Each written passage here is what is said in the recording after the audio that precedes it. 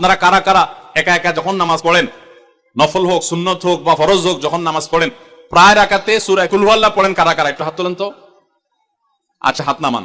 খুশি হয়ে হাত তুলছে, মনে করছেন প্রশংসা পাবেন। প্রশংসা না, বরং একটা বদনাম পাওয়ার ভয় আছে। সূরা ইখলাস, এটাকে আমরা সাধারণত কুল হুয়াল্লাহ সূরা বলি, তাই না? ইখলাস মানেটা কি? আমরা যেহেতু এই সূরাগুলো নামাজের মধ্যে সবচেয়ে বেশি পাঠ করি, ঠিক না বেঠিক? এই সূরাগুলো অর্থাৎ শেষের দিকের সূরাগুলো আমরা যেহেতু বেশি নামাজের মধ্যে পাঠ করি, এই সূরাগুলোর অর্থ যদি আমি জানি, ব্যাখ্যা যদি আমি জানি, তাহলে নামাজের মধ্যে মনোযোগ ধরে রাখা সহজ হবে। কারণ আপনি মুখে কি পড়তেছেন আপনি নিজে অর্থ বুঝেন না, মন্ত্রের মতো পাঠ করতেছেন।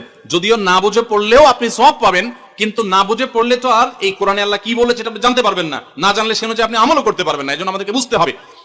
এই জন্য সূরা ইখলাস সম্পর্কে আমরা জানি। ইখলাস এই সূরার নাম হলো সূরাতুল ইখলাস বা ইখলাসের সূরা। ইখলাস শব্দের একটা অর্থ হলো পিওর করা, খাঁটি করা। তার মানে আমাদের ইবাদতটা শুধু আল্লাহর জন্য হবে, খাঁটি হবে। এখানে কোনো ভেজাল অন্য কারোর জন্য সেটা হবে না। আমাদের দোয়াগুলো সব শুধু আল্লাহর জন্য হবে, খাঁটি এবং ফ্রেশ ভাবে আল্লাহর জন্য নিবেদন করবো, সাথে আর কারোর সেখানে শরীক করবো না। এই জন্য এই সূরার নাম ইখলাস। যে এই সূরার মধ্যে আল্লাহর ইবাদত, একত্ববাদ, তাওহীদ, এটাকে খাঁটি করবার নির্দেশ দেওয়া হয়েছে। আল্লাহর কোনো শরীক নাই, এই জন্য এটাকে সূরা ইখলাস বলা হয়েছে, খাঁটি করার সূরা, ঈমানকে বিশুদ্ধ করা, তাওহীদকে ঠিক করার সূরা। একইভাবে ইখলাসের আরো বিভিন্ন অর্থ এবং বিভিন্ন ব্যাখ্যা আছে, আমরা শুধু এটুকু বলি। এরপর আসা যাক সূরা কুল হুয়াল্লাহ। কেন আল্লাহ তাআলা এই সূরাটা নাজিল করলেন? কোরআন কারীমের বিভিন্ন সূরা, বিভিন্ন আয়াত নাজিলের প্রেক্ষাপট আছে, যেটাকে শানে নুজুল বলা হয়। কেন এই সূরা আল্লাহ তাআলা আমাদেরকে দিয়েছেন, এ সম্পর্কে প্রিয় নবী সাল্লাল্লাহু আলাইহি ওয়াসাল্লামের এক সাহাবী, তার থেকে একটি হাদিস বর্ণিত আছে। সেই হাদিসের আলোকে আমরা জানি যে মক্কার মুশরিকরা, মক্কার কাফিররা, অবিশ্বাসীরা, তারা প্রিয় নবী সাল্লাল্লাহু আলাইহি ওয়াসাল্লাম যখন তাওহীদের দাওয়াত দিলেন, আল্লাহর পথে আসার দাওয়াত দিলেন, তারা বলল, মুহাম্মদ, আমরা তো সবার বংশ পরিচয় জানি। সেই যুগে মানুষ উটের পর্যন্ত বংশ পরিচয় জানতো, শিখতো। তো নবী সাল্লাল্লাহু আলাইহি ওয়াসাল্লামকে তারা জিজ্ঞাসা করেছে, মুহাম্মদ, তোমার যে আল্লাহর কথা বলো, ঈমান আনার জন্য বলো, তোমার আল্লাহর বংশ পরিচয়টা একটু আমাদেরকে জানাও। মক্কার মুশরিকদের এরকম হাস্যকর দাবি শোনার পর প্রিয় নবী সাল্লাল্লাহু আলাইহি ওয়াসাল্লামের প্রতি আল্লাহ তাআলা এই সূরা নাজিল করে তাদের এই প্রশ্নটা যে অবান্তর, আল্লাহ তাআলার যে কোনো বংশ পরিচয় নাই, আল্লাহর যে কোনো জন্মদাতা নাই, তিনি যে কোনো জন্মদাতার মুখাপেক্ষী নন, সে বিষয়টাকে আল্লাহ তাআলা বিশদভাবে এই সূরাতে বিবৃত করেছেন, বর্ণনা দিয়েছেন। এই জন্য ওই প্রেক্ষিতে এই সূরাটা নাজিল হয়েছে। কোন কোন উলামায়ে কেরাম, কোন কোন মুফাসসিরগণ অবশ্য ভিন্ন আরো একাধিক কথা বলেছেন, তবে এটি সবচেয়ে প্রসিদ্ধ এবং বেশিরভাগ মুফাসসিরদের মতে এটি যে সূরা ইখলাস, কুল হুয়াল্লাহ সূরা নাজিল হয়েছে মক্কার মুশরিকরা প্রিয় নবী সাল্লাল্লাহু আলাইহি ওয়াসাল্লামের কাছে আল্লাহর বংশ পরিচয় জানতে চাওয়ার মতো মূর্খতাসুলভ প্রশ্ন করেছে। সেই প্রশ্নের জবাবে এই সূরায় আল্লাহ রাব্বুল আলামিন বিস্তারিত বিবরণ দিয়েছেন। এবার আসুন আমরা এই সূরায় কি বলেছেন আল্লাহ রাব্বুল আলামিন সে বিষয়ে জানবো, এবং সেই সাথে এই সূরাটার বিশেষ ফজিলত আছে। সূরা ইখলাসের আবার স্পেশাল ফজিলত আছে, কি সেটা আমরা জানবো ইনশাআল্লাহ তাআলা। আমরা প্রথমে আসুন সূরার অর্থ আমরা জেনে নেই। কুল হুয়াল্লাহু আহাদ। আমার সাথে সাথে আপনারা বলুন, কুল হুয়াল্লাহু আহাদ, আল্লাহুস সামাদ, লাম ইয়ালিদ ওয়া লাম ইউলাদ ওয়া লাম ইয়াকুল লাহু কুফুয়ান আহাদ। কুল হুয়াল্লাহু আহাদের অর্থ হলো বলুন। কুল মানে বলুন। এই কুলটা বড় কাফের কুল। আমরা অনেকে কয় রস্যকার কুল ও কুল বড়ই লিখতে যে কুল লিখি, আমরা ওই রকম বলি। এই কাফটা ভেতর থেকে আসবে, কুল। কুল কুল বললে তার অর্থ হবে বলো। আর যদি ছোট কাফের কুল অর্থাৎ বাংলায় করস্যকার কুল ও কুল লিখি যে আমরা এরকম, কুল যদি বলেন আরবিতে তার অর্থ হলো খাও। একটা হলো বলো, আরেকটা হলো খাও। অর্থের মধ্যে বেশ কম আছে না নাই? অনেক বেশ কম, কোথায় খাওয়া আর কোথায় বলা। এই জন্য এই কফটাকে একটু শুদ্ধ করার চেষ্টা করতে হবে। কুল ভিতর থেকে, কুল কুল হুয়াল্লাহু আহাদ। এর অর্থ কি? কুল মানে বলুন।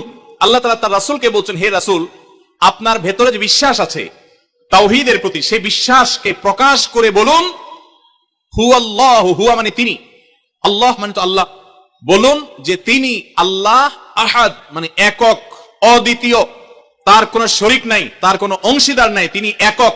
বংশ পরিচয় তার থাকার প্রশ্নই ওঠে না। যিনি একক, যিনি অদ্বিতীয়, যার কোনো শরীক নাই এবং যার কোনো পার্টনার নাই, যার কোনো ফ্যামিলি সদস্য নাই, যিনি একক, তার বংশ পরিচয় জানতে চাওয়া এটা মূর্খতা এবং অজ্ঞানতা। এই জন্য আল্লাহ রাব্বুল আলামিন জানিয়েছেন, কুল হুয়াল্লাহু আহাদ, বলে দিন তিনি আল্লাহ, যিনি একক, আল্লাহুস সামাদ, আল্লাহ হলেন সামাদ। সামাদ শব্দের অর্থ হলো যে তিনি হলেন সেই মহান সত্তা, সবাই যার কাছে মুখাপেক্ষী, তিনি কারোর কাছে মুখাপেক্ষী নন। সামাদ মানে হলো যিনি অমুখাপেক্ষী, যিনি কারো মুখাপেক্ষী না।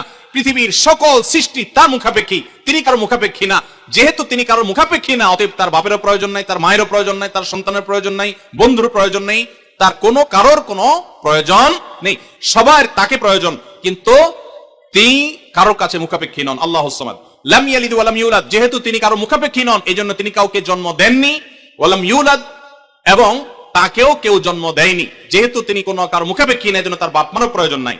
আমরা দুনিয়াতে আসার জন্য বাপ মার মুখাপেক্ষী, বাপ মা ছাড়া আসতে পারি না। যেহেতু আল্লাহ কারো মুখাপেক্ষী নন এজন্য তার কোনো জন্মদাতার প্রয়োজন হয়নি। ওয়া লাম ইউলাদ, এবং তিনি কাউকে জন্ম দেননি। কারণ আমাদের সন্তান সন্ততি জন্ম দিতে হয় আমাদের প্রয়োজনে, কারণ আমার বংশধারা ধরে রাখতে হবে, আমার নামটা ধরে রাখতে হবে, আমার সম্পদ রক্ষণাবেক্ষণ করতে হবে, বৃদ্ধকালে আমাকে দেখাশোনা করতে হবে।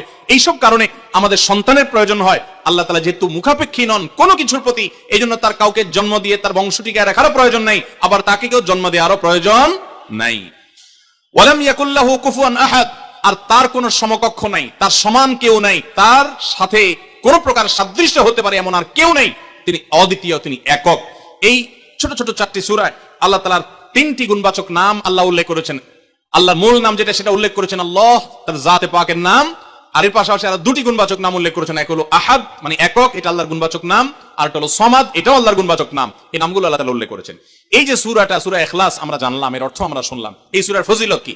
3টা ফজিলত আপনারা শুনেন। 1 নম্বর, নবী করিম সাল্লাল্লাহু আলাইহি সাল্লাম বলেছেন এই সূরা ইখলাস এটা হলো কোরআনে কারীমের 3 ভাগের 1 ভাগ। বলেন সুবহানাল্লাহ। সূরা ইখলাস বা কুল হুয়াল্লাহ সূরাটা হলো কোরআনে কারীমের কয় ভাগের 1 ভাগ? 3 ভাগের 1 ভাগ। 3 ভাগের 1 ভাগের মানে কি? এই সম্পর্কে কোন কোন তাফসীরবিদগণ বলেছেন এর মানে হলো গোটা কোরআনে আল্লাহ তাআলা মৌলিকভাবে 3টা বিষয়ের আলোচনা করেছেন। কয়টা বিষয়? এই পুরো কোরআন জুড়ে আল্লাহ তাআলা আলোচনা করেছেন কয়টা বিষয়ে? 3টা বিষয়। নাম্বার 1 তাওহীদ, একত্ববাদ, ঈমান সম্পর্কে। নাম্বার 2 আখবার, বিভিন্ন জাতি গোষ্ঠীর ইতিহাস আল্লাহ এখানে আলোচনা করেছেন। নাম্বার 3 এই কোরআন আল্লাহ তাআলা আলোচনা করেছেন আহকাম বা বিধিবিধান। ঈমানটা মানুষের, বিশ্বাসটা মানুষের সবচেয়ে গুরুত্বপূর্ণ। বিশ্বাস মানুষকে পরিচালনা করে, জন্য কোরআনে এটার আলোচনা সবচেয়ে বেশি।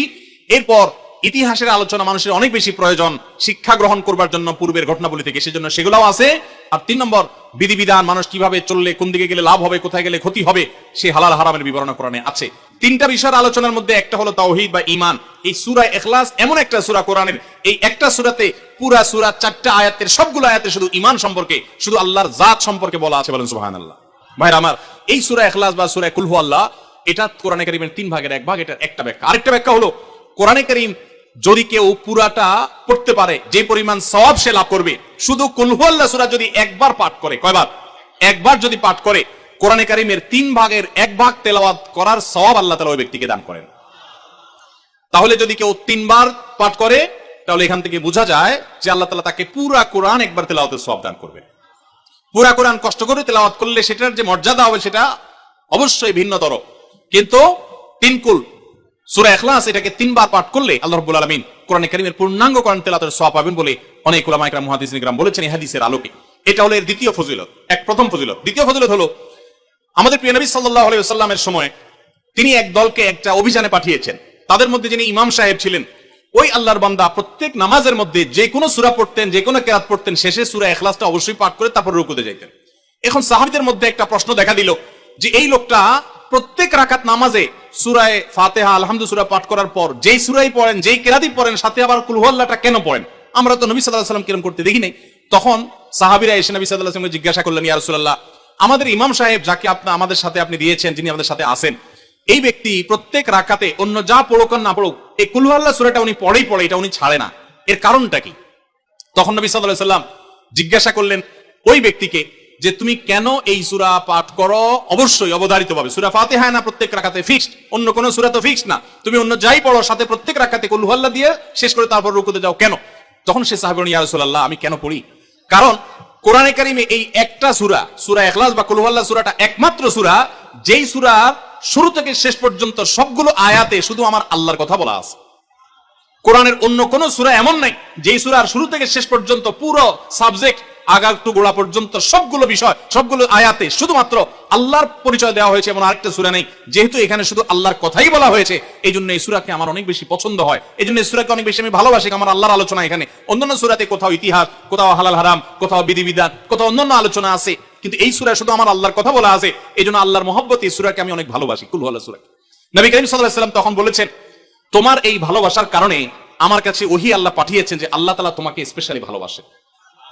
এবং অন্য বর্ণনায় আছে নবী সাল্লাল্লাহু আলাইহি ওয়াসাল্লাম বলেছেন, হুব্বুকা ইয়্যাহা ইউদখিলুকাল জান্নাহ, তুমি এই সূরাকে যে ভালোবাসো, এই ভালোবাসার কারণে আল্লাহ তাআলা তোমাকে জান্নাতে প্রবেশ করাবেন, সে ওয়াদা করেছে। অতএব ভাই আমার সূরা ইখলাস বা কুল হুয়াল্লাহ সূরাকে স্পেশালি আমরা মহব্বত করব, ঠিক আছে না ইনশাআল্লাহ। এই সাহাবীর পাশাপাশি মদিনায় আরেক সাহাবী তিনিও ইমামতি করতেন এবং ইমাম হিসাবে দায়িত্ব প্রাপ্ত ছিলেন নবী সাল্লাল্লাহু আলাইহি ওয়াসাল্লাম তরফ থেকে, তিনিও একই কাজ করতেন। তার ব্যাপারে নবী সাল্লাল্লাহু আলাইহি ওয়াসাল্লামের একই রকমের জবাব দেওয়ার কথা আমরা হাদিস থেকে জানতে পারি। সেখান থেকে সূরা ইখলাসের মর্যাদা বোঝা যায়। আমরাও অনেকে সূরা ইখলাস প্রায় রাকাতে পড়ি, আছে না নাই? আপনারা কারা কারা একা একা যখন নামাজ পড়েন, নফল হোক সুন্নত হোক বা ফরজ হোক, যখন নামাজ পড়েন প্রায় রাকাতে সূরা কুল হুয়াল্লাহ পড়েন কারা কারা? একটু হাত তোলেন তো। আচ্ছা হাত নামান। খুশি হয়ে হাত তুলছেন, মনে করছেন প্রশংসা পাবেন। প্রশংসা না, বরং একটা বদনাম পাওয়ার ভয় আছে। হাতটা তোলাইছি আমি, আপনারা মনে করছেন সবসময় হাত তুললেই শুধু জিতা যায়। দেখেন, যারা সূরা ইখলাসকে মহব্বত করে, এই যে ঘটনা আমরা শোনালাম নবী সাল্লাল্লাহু আলাইহি ওয়াসাল্লাম এটা জেনে যে আমার আল্লাহর আলোচনা আছে এই সূরায়, অন্য কোনো আলোচনা নাই, আল্লাহর পরিচয় উল্লেখ করা আছে, আল্লাহর বৈশিষ্ট্য এবং ক্ষমতার উল্লেখ আছে, সেই মহব্বতে যদি কেউ সূরা ইখলাসকে মহব্বতের সাথে ধীরে ধীরে পড়ে, তাহলে তো তিনি অবশ্যই আল্লাহর কাছে বিশেষ মর্যাদা পাবেন, ওই সাহাবীর মতো আল্লাহর ভালোবাসা পাওয়ার। তবে আমাদের বেশিরভাগ মানুষ কুল হুয়াল্লাহ সূরা দিয়ে নামাজ পড়ে নামাজ শর্ট করার জন্য, ঠিক না বেঠিক? তাহলে এবার যদি আমি বলি কারা কারা নামাজ সংক্ষেপ করার জন্য কুল হুয়াল্লাহ সূরা দিয়ে নামাজ পড়েন, তাহলে দেখা যাবে হাতগুলো আবার উঠছে। তাহলে সংক্ষেপ করার উদ্দেশ্যে সূরা কুল হুয়াল্লাহ পড়লে সেটার কারণে আল্লাহর কাছে সওয়াব পাবেন না, বরং আপনার নামাজের মর্যাদা আরো কমবে। নামাজ কি সংক্ষেপে করতে হয় না লম্বা সময় নিয়ে করতে হয়? আমরা খাওয়াটা খুব ধীরে সুস্থে খাই, ঘুমটা খুব ঠান্ডা মাথায় যায়, কাজ কাম খুব ঠান্ডা মাথায় করি, শ্বশুর বাড়ি গেলে খুব আস্তে ধীরে যাই, সব কাজগুলো আমরা ধীরে সুস্থে করা পছন্দ করি। শুধু নামাজের বেলা আসলে, জিকির তসবির বেলা আসলে আমরা 4G 5G গতিতে, তুফান মেইলের গতিতে যত তাড়াতাড়ি সম্ভব করার চেষ্টা করি।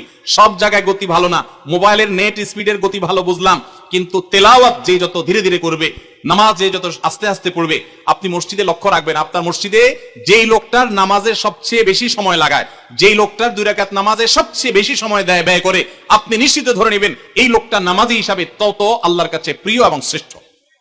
অতএব সময় নিয়ে নামাজ পড়বো তো ইনশাআল্লাহ।